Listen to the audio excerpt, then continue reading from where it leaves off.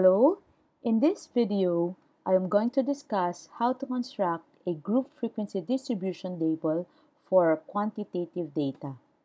So we construct a group frequency distribution table, especially when the range of the data is large. The data must be grouped into classes that are more than one unit in width in what is called a group frequency distribution. There are four basic steps in constructing a group frequency distribution table. The first step, determine the number of non-overlapping classes. The second step, determine the width of each class, which is also known as the interval size. The third step is determine the class limits. And the fourth is count the number of data values belonging to each class. Now let us consider this problem, which is taken from the 7th edition of Elementary Statistics by Bluman, which is found in page 41. These data represent the record high temperatures in degrees Fahrenheit for each of the 50 states.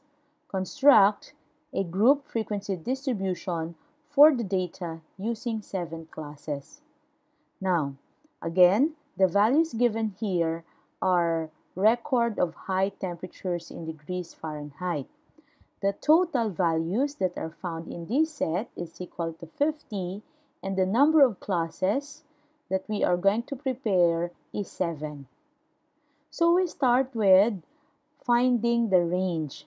The range is equal to the difference between the highest value in the set and the lowest value in the set. The highest value in this set, or the highest recorded temperature, is 134 degrees, while the lowest recorded temperature in this set is 100 degrees Fahrenheit. Thus, the range is equal to 134 minus 100, which is equal to 34. That is the first step. Since again, the problem is requiring us to have 7 classes. After finding for the range, find for the width, or known as the interval size. The width is equal to the value of the range divided by the number of classes. The computed range for this set of data is 34, which is again 134 minus 100. Divide this by the number of classes, which is 7. Thus, 34 divided by 7 is 4.9. Round up the value. Rounding up is different from rounding off. The rounded up value of 4.9 is equal to 5. Or, say we have 85 divided by 6. 85 divided by 6 is 14.167. If we round this off, it is equal to 14, but if we round this up, the value would be equal to 15. 14.167 is rounded up to 15. 4.9 is rounded up to 5. Thus, the width, or the interval size of the table that we are going to construct, or the frequency distribution that we are going to construct for this set of data, is 5. Again, going back, the computed range is 34 and the class width is 5. Now, to determine the lower limit and the upper limit of each class, so these are now the class limits, or the classes, and we have to construct 7 classes. So 1, 2, 3, 4, 5, 6, 7. The lower limit includes 100, 105, 110, 115, 120, 125, and 130, while the upper limits are 104, 109, 114, 119, 124, 129, and 134. So, how do we start with the lower limit? The lower limit in the first class is equal to the lowest value in the data set. since the lowest value is equal to 100. The next step is to determine the lower limit in the next class. So to find the lower limit in the next class, we use the interval size or the class width. 100 plus 5 is 105. Then the next lower limit, which is in the third class, that's 105 plus 5, that's 110.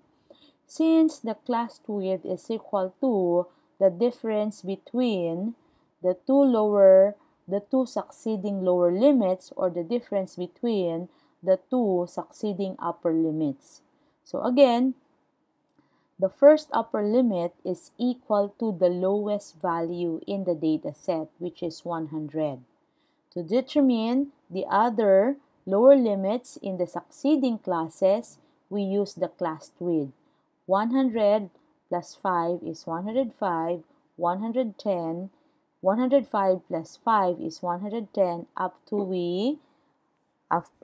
until we reach the 7th class.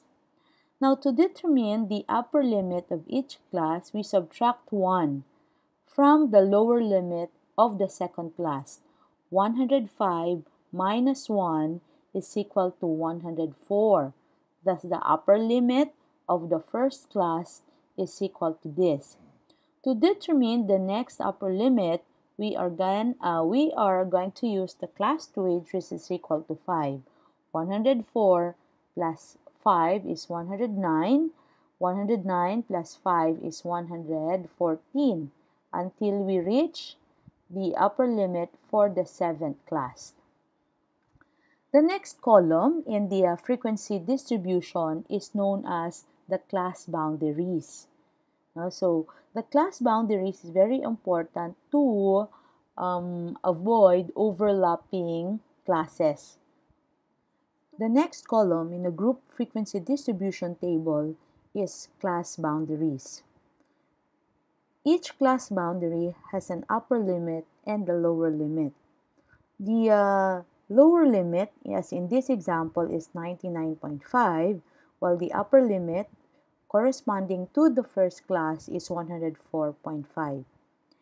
Each lower limit of every class is determined by subtracting 0.5 from every lower limit of each class. 99.5 is equal to 100 minus 0.5, while each upper limit in the class boundary is determined by adding 0.5 in every upper limit from each class. 104 plus 0.5 is 104.5. Now in the second class, the lower limit is 104.5 because 0.5 is subtracted from 105, while the upper limit is 109.5 since 0.5 is added to 109, which is the upper limit of the second class. Continue the process until you reach the 7th class. The next column is to tally each value in the data set in the classes. So let's look at the first value in the data set. The first value in the data set is 112. In which classes are we going to put this data? So since this data is equal to 112, we are going to put this data in the third class, since 112 is within the range of 109.5 to 114.5. Next, let's look at the second data, which is 110. We will put or tally the data in the third class also, since 110 is within the range 109.5 to 114.5. What is the third data or the third value? The third value is 107. 107 should be tallied in the second class since 107 is within the range of 104.5 to 109.5. Continue the process until the last value in the data set, and then count the tally, which is equal to the frequency for each class. The total number of observation or number of values is equal to 50. After you have organized the data in a frequency distribution, you can now present them in graphical form. There are three most commonly used graphs in research. These are histogram, frequency polygon, the cumulative frequency graph, or also known as ogive. How do we construct a histogram?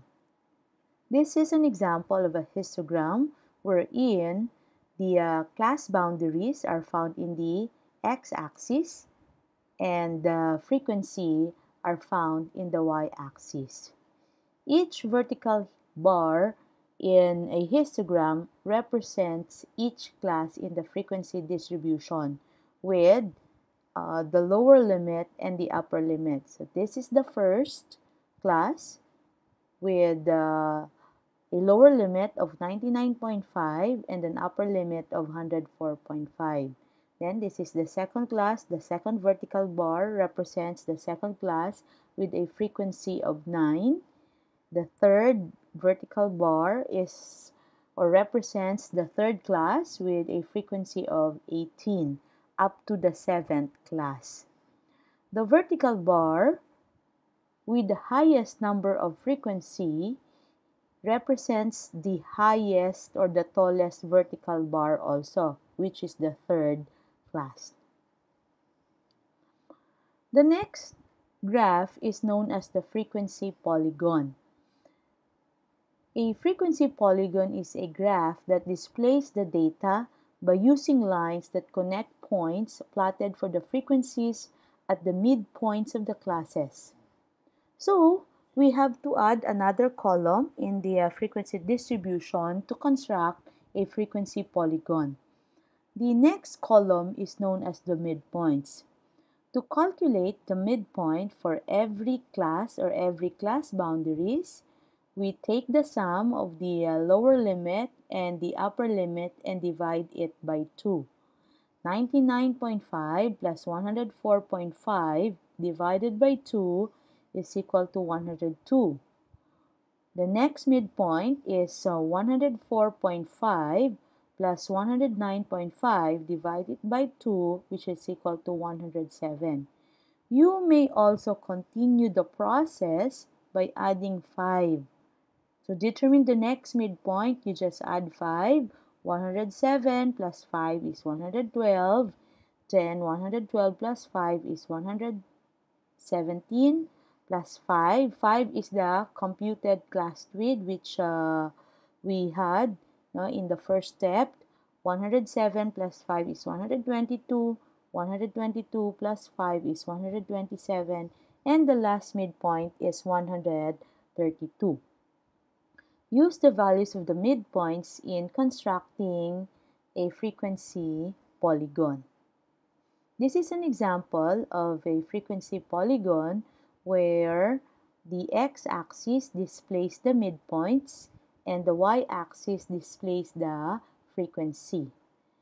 Connect the midpoints by a dot, but the polygon must be closed. So consider the midpoint before the first 102, subtract it by 5, that would be 97, and it must start at 0 frequency. Since the last midpoint is 132, take the next midpoint, 132 plus 5, that's 137. The frequency must be equal to 0. So this is now a closed polygon. And as you can see, there is one peak which is equal to 18. The third graph is known as the ogive or cumulative frequency graph. So in an ogive, the x-axis represents the upper limits of the frequency distribution, while the y-axis represents the cumulative frequency. Now, we have to add another column in the frequency distribution which is known as the cumulative frequency. Now let's consider this table. To find the cumulative frequency, we start with 2. The next frequency is 8 plus 2, which is equal to 10.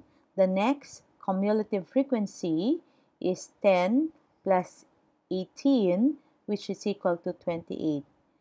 In the last cumulative frequency in the 7th class must be equal to 50. So we start with the lower limit, which is 100, which is 0, and the upper limit of the first class is 104.5, with the corresponding cumulative frequency in the first class, which is equal to 2. Now, the next upper limit is equal to 109.5. So here is 109.5. We add 2 and 8, which is equal to 10. The next upper limit is 114.5. So we add 10 to the next frequency, which is 18. Thus, the cumulative frequency corresponding to 114.5 is 28. Continue the process until you reach the last cumulative frequency, which is equal to 50, which corresponds to the last upper limit of the 7th class. Then connect the points by a line, starting with 99.5, where the corresponding cumulative frequency is equal to 0. Another special type of graph is known as the stem and leaf plot. A stem and leaf plot is a data plot that uses part of the data value as the stem and part of the data value as the leaf to form groups or classes. So consider these values. So there are 20 values in this data set. An outpatient testing center, the number of cardiograms performed each day for 20 days is shown.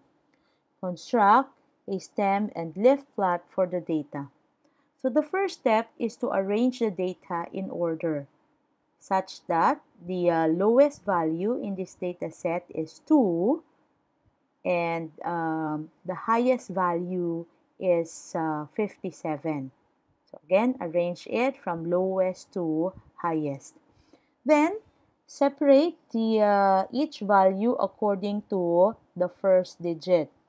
Since the lowest value is 2, then you separate it to 0 and 2.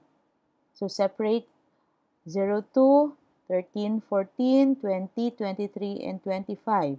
Because the next step is to divide each value into a leading digit, which is known as the stem, and then the second is known as the trailing digit.